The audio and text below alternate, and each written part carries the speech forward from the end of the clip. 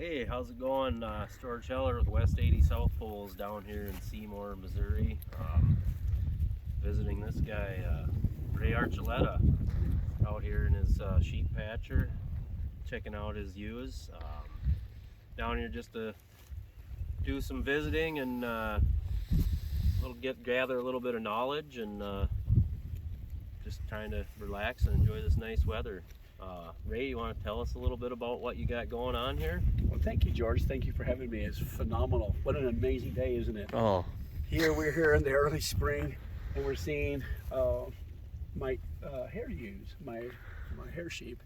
As you can see in the background, you know, when I first got into this business, George, it was very, very difficult because the hair sheep are in such a demand because they're amazing animals. They're not like wool sheep.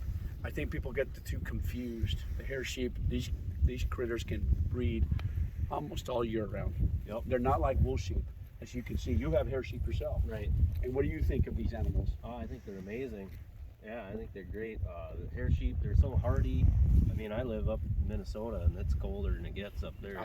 And they're hardy sheep, and they put out some nice lambs, and they do well on just grass. I mean, I don't feed any grain to my sheep. I don't worm them. I don't hoof trim. Don't do anything. Don't do any of that. I have the same experience.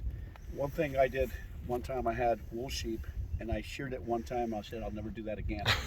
So now I have hair sheep, and I absolutely love them just like you do. You know, they don't have foot rot problems usually.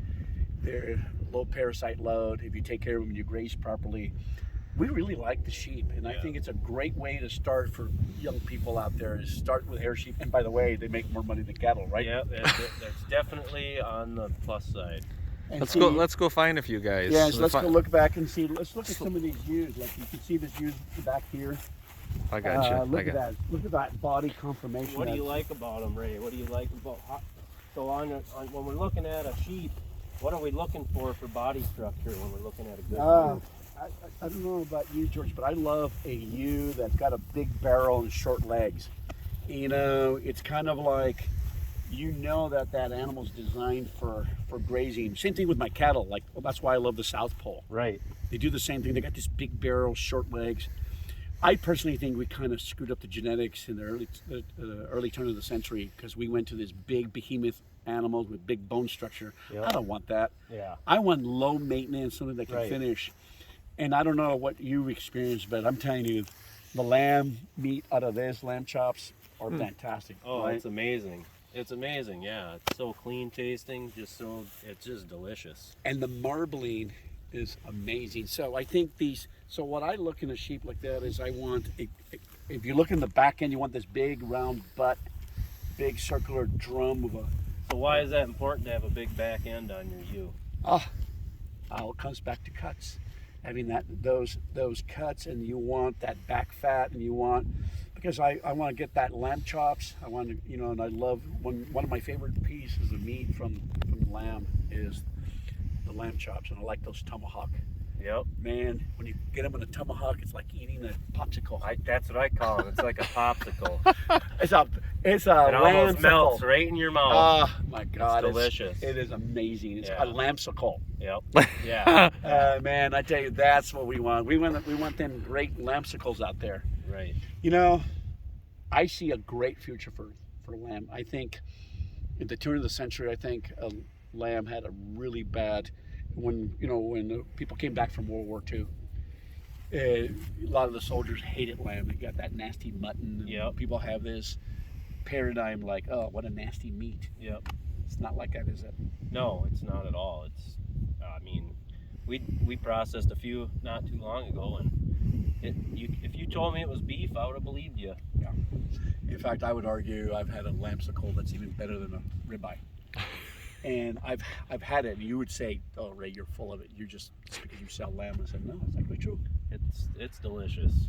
Well, I tell you, if you see a good herd, and one thing I want to make it very clear: when you go to look for hair sheep, buy sheep that you want to get from a person that manages like you do. You want a person that manages holistically, tries to mimic the natural system, right?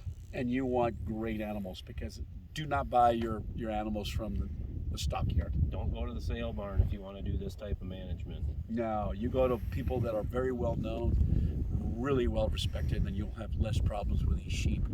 And so again, it's very critical. Genetics is everything. And we're talking about epigenetics.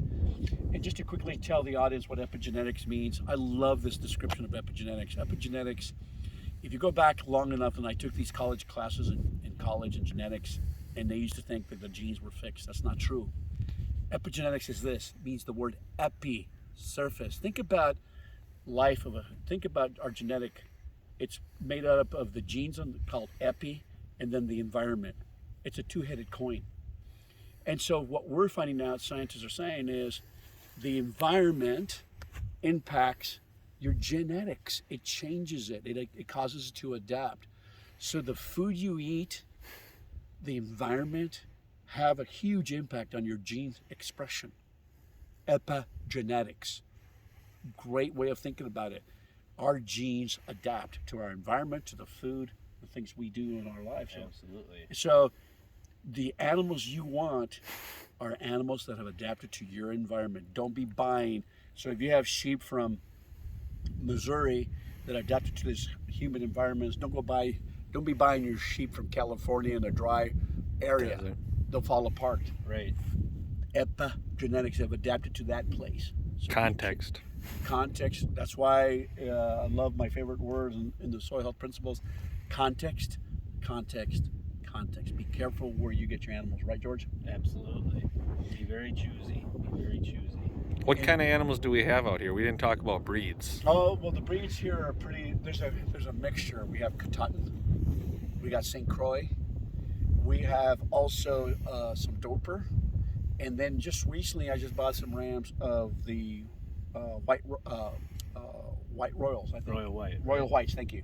Royal Whites. So kind of a beefy animal, and I'm going to bring that into the herds, or in the early stages when I have these lambs, that you have these little beefy animals that I think they bring a lot better conformation.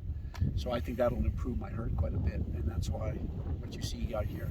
I want an animal that's resistant to parasites, and I want an animal that finishes quickly and can finish on very little groceries. And I think that's what you and I were looking at, these conformation. Yeah. Yep. Absolutely. Anything else you want to say, George, that you think is so cool about these hair sheep? It's just the fact that you can get into them and you can get your flock size up fairly quick. Yeah. I started out with 9 hair ewes, and I got like 50 ewes right now, and that was, I bought a couple in, but they can give you what's really nice about them is you can have a ewe lamb, and then on its first birthday it can give you another lamb. Mm-hmm. You don't have to wait a year for these bigger bodied sheep to mature, like Suffolks. They're just more hardy. They'll make it on hardly anything. Yeah, I really, hair sheep are amazing, and I think there's a lot of misconception about hair sheep, and to kind of mix it with wool sheep and hair sheep, total different beast. And I think that they're quite adaptive, they're quite resilient, and one of the key things to remember if you're going to get into this kind of business, guard dogs are critical. Absolutely. Don't you think? Absolutely. If you're going to be guarding against fangs, you need to have something with fangs. I like that. Yeah, that's Greg Judy right there. He says if you got to guard against fangs, you need to have something with fangs. And I totally agree with him. I tried alpacas, no go.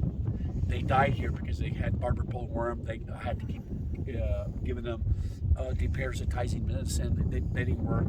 Donkeys, that didn't work. And I'm with you, George. The dogs, the guard dogs, were the best things I ever did. My loss went way down the moment I got guard dogs. Yep.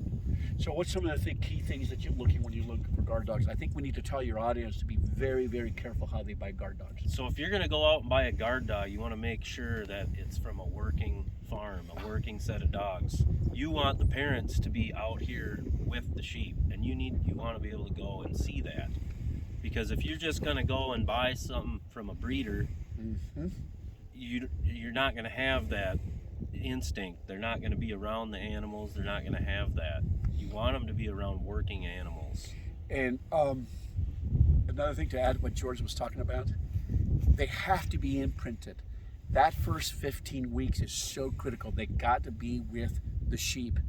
They have to imprint. And can any dog be a guard dog? Well, there's arguments both ways, but I would prefer an animal that was absolutely has the epigenetics to adapt very quickly to that. There's certain breeds. Can you think of some breeds that you would recommend?